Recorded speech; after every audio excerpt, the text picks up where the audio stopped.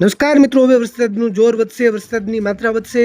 મિત્રો, વિડીયોમાં તમે રાજકોટના પડધરીના દ્રશ્યો જોઈ રહ્યા છો, જ્યાં વરસાદે રીતસરના ભૂકા કાઢ્યા છે. આગામી 12 કલાક દરમિયાન એટલે કે 18 જુલાઈની વાર શનિવારે વરસાદની મોટી આગાહી કરાઈ છે.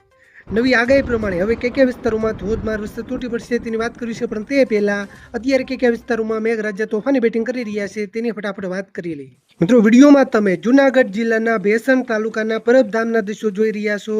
પ્રસિદ્ધ એવા તોરણિયા ધામમાં ધોધમાર વરસાદ તૂટી પડ્યો છે. બીજા દિવસે લોક ડાયરામાં વરસાદી માહોલ છવાયો છે. તો બીજી બાજુ ભાવનગર જિલ્લાના ગારિયાધારમાં પણ કડાકા ભડાકા સાથે મેઘરાજા તોફાની બેટિંગ કરી રહ્યા છે. વિડીયોમાં તમે ચોટીલાના દ્રશ્યો જોઈ રહ્યા છો. ચોટીલામાં ધોધમાર વરસાદ વરસી રહ્યો છે. લાંબા વિરામ બાદ સારો વરસાદ તૂટી પડતા ખેડૂતોમાં ખુશીનો માહોલ છવાયો છે. તો બીજી બાજુ વડોદરામાં પણ વાવાઝોડા સાથે મેઘરાજાનું જોરદાર આગમન થયું છે. વડોદરામાં ભારે વરસાદ વરસી રહ્યો છે. મિત્રો, હવામાન ખાતાની નવી આગાહી પ્રમાણે હવે આગામી 12 કલાક દરમિયાન એટલે કે 18 જુલાઈની વાર શનિવારે કયા વિસ્તારોમાં વરસાદ વરસી શકે છે, કેવો વરસાદ પડશે, સંપૂર્ણ માહિતી તાલુકા પ્રમાણે મેળવી છે. પણ તે પહેલાં આ વિડીયોને લાઈક કરી દેજો. આપણી આ ચેનલને ખાસ સબસ્ક્રાઈબ કરવાનું ભૂલતા નહીં. તો મિત્રો, હવે ખાસ સમજો મિત્રો, પહેલાં આપણે દક્ષિણ ગુજરાતના વિસ્તારોથી શરૂઆત કરીએ. દક્ષિણ ગુજરાતમાં 18 જુલાઈની વાર શનિવારે સુરત અને નવસારીમાં ઓરેન્જ એલર્ટ જાહેર કરાયું છે. એટલે કે સુરતમાં સુરત, ચોર્યાસી, ઓલપાડ, કામરેજ, વલસાણા, બારડોલી, માંગરોળ, મહુવા, માંડવી, ઉમરપાડા સહિત કેટલાક વિસ્તારોમાં હળવાથી મધ્યમ વરસાદ, અમુક વિસ્તારોમાં ભારે વરસાદ પણ વરસી શકે.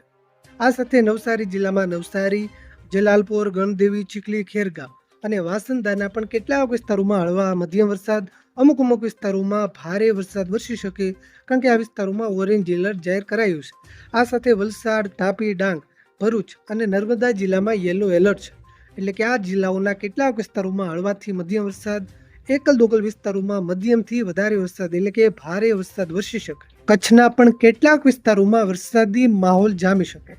કચ્છના છૂટાછવાયા વિસ્તારોમાં આગાહી છે. એમાં ખાસ કરીને જે દરિયાકાંઠાના વિસ્તારો છે, એમાં લખપતના વિસ્તારો હોય, કોટેશ્વરના વિસ્તારો હોય, માંડવી, મુન્દ્રા, કંડલા, ગાંધીધામ, સલાયા, નવલખી સહિત કેટલાક વિસ્તારોમાં હળવો વરસાદ, એકલ દોકલ વિસ્તારોમાં હળવાથી મધ્યમ સુધીનો વરસાદ વરસી શકે. સૌરાષ્ટ્રના વિસ્તારોની વાત કરીએ તો સૌરાષ્ટ્રમાં અમરેલી, બોટાદ, ભાવનગર જિલ્લાના વિસ્તારો હોય, આ સાથે ગીર સોમનાથ, રાજકોટ, બોટાદ અને સુરેન્દ્રનગર જિલ્લાના અમુક વિસ્તારોમાં વરસાદી માહોલ જામી શકે.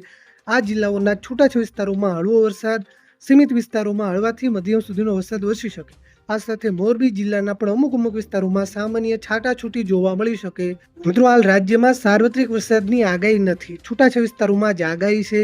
સાર્વત્રિક વરસાદના રાઉન્ડ માટે થોડી રાહ જોવી પડશે. 22 તારીખ સુધી રાહ જોવી પડશે, કારણ કે બંગાળની ખાડીમાં એક upper air cyclonic circulation system સક્રિય થઈ છે, જેનો લાભ આપણા ગુજરાતને 22 તારીખ બાદ મળી શકે. ઉત્તર ગુજરાતમાં બનાસકાંઠા જિલ્લાના પાલનપુરના વિસ્તારો હોય, આ સાથે સાબરકાંઠાના હિંમતનગર, ખેડબ્રહ્મા, ગાંધીનગર, મહેસાણાના અમુક વિસ્તારો સાથે અરવલ્લી જિલ્લાના અરવલ્લી, ભિલોડા, મોડાસા અને બાયડના અમુક વિસ્તારોમાં સામાન્ય છાટાછૂટી જોવા મળી શકે.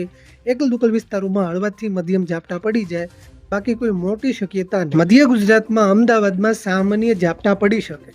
આ સાથે આણંદ, ખેડા, વડોદરા, દાહોદ, પંચમહાલ અને છોટાઉદેપુર જિલ્લામાં હળવા વરસાદની આગાહી કરાઈ છે. સીમિત વિસ્તારોમાં, એકલ દોકલ વિસ્તારોમાં સામાન્ય કરતાં વધારે વરસાદ વરસી શકે.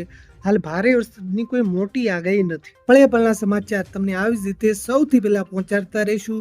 તમારા વિસ્તારમાં વરસાદ છે કે નહીં, વિસ્તારનું નામ લખી નીચે કોમેન્ટ કરવાનું ભૂલતા નહીં.